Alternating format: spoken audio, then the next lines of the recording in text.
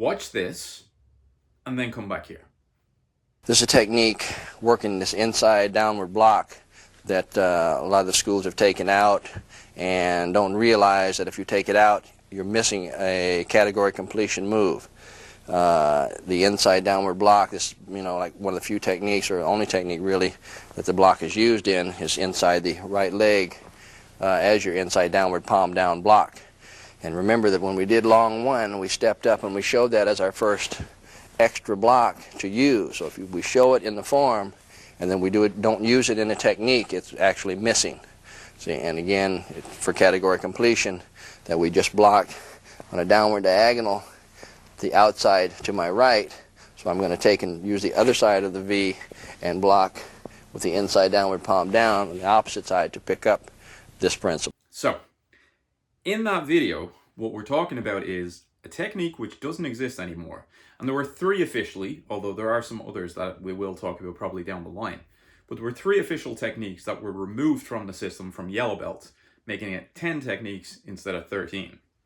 Intellectual departure is the one that we're talking about here, which has an inside downward block. Okay, so that's what we're talking about in this video. But there is one particular part that I want to just point out here.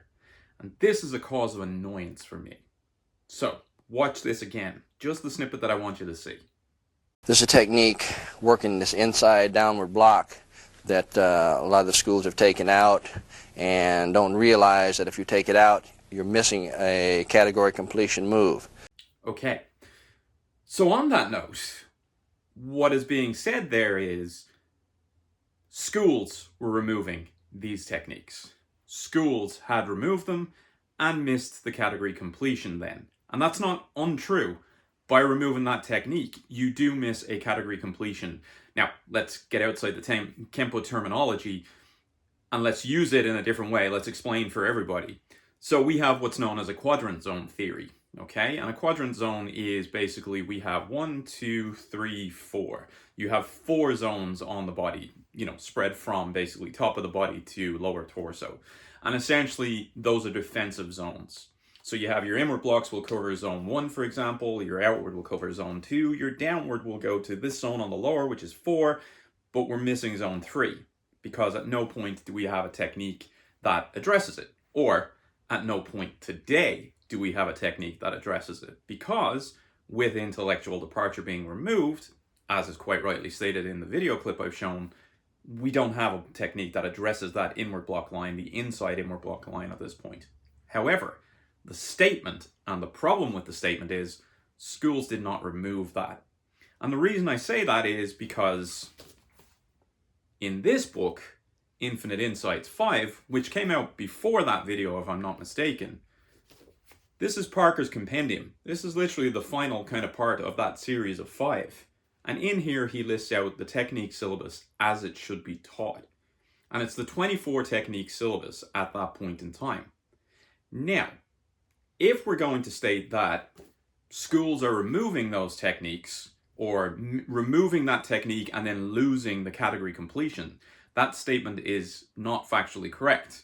Because if a school picked this book up in whatever time it was and addressed it based on, or did their syllabus based on this particular book, what would actually happen is we would not have those techniques listed out, as shown here.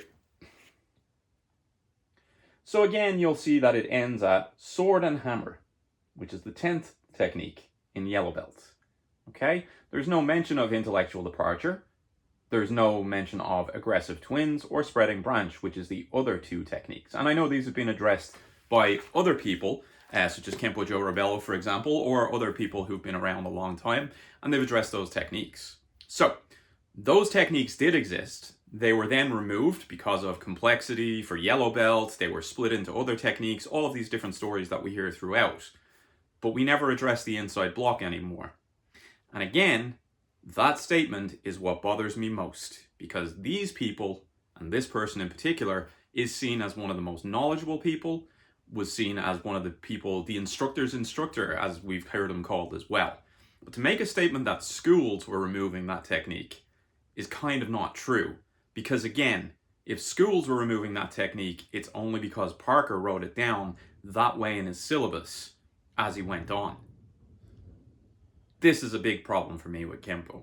But anyway, I just wanted to share that slightly different video, but this is something I was watching on the original poster's channel, who's a friend of mine, so I will link the link to that video down below, who is posting all these old videos and kind of showing all the different instructors out there that have material. He's posting it there. So do check that out, and do obviously go and watch the whole video. I'm not saying there's not information to be pulled from this video, but it's these type of statements that really crystallize my problem with Kenpo over the last few years, which is, oh, schools are doing this and people are changing it. No, in this case, people followed what Parker had laid out. So there you go. There's my opinion on the whole situation, or another highlight on one of those things that kind of gets to me about Kenpo. But if you enjoy it, if you have your own thoughts on it, if you want to clarify what that statement actually meant and you feel that you know better about it, please let me know. Comment down below, subscribe for more. I'm more than happy to have my opinion changed, but until such time as I do, I'm a little bit concerned about these types of statements from senior people in Kenpo.